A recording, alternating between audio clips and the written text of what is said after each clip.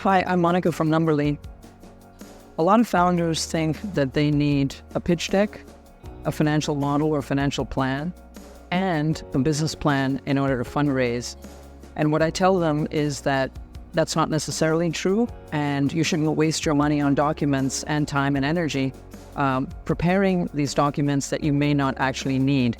So what you need to think about is, what kind of investor am I raising money from? And what are the requirements of that particular type of investor?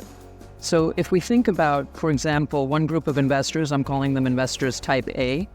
They are individual investors, so high net worth individuals, potentially friends and family, angel investors, and a particular type of institutional investors, those are VCs, are going to request a pitch deck for sure, and some set of financial projections, a financial plan, financial model.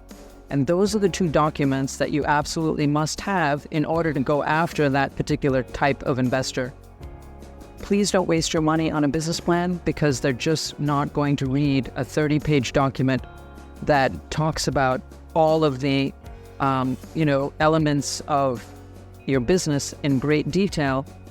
For example, a detailed competitor analysis at this stage, SWOT analysis that you may have heard about at this stage. For that particular type of investor, it's just not necessary.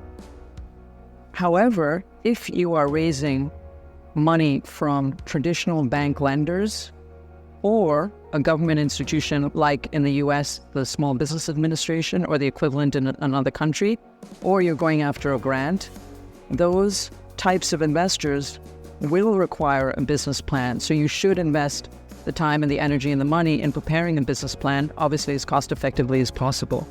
So the 20 to 30 page document is a requirement for that type of investor.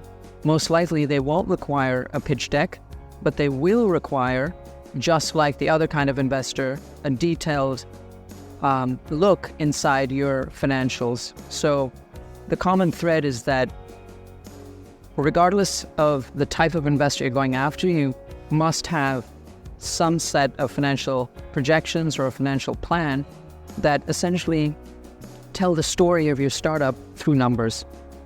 I hope that's helpful. If you have any questions, please go to numberly.io. Thanks very much.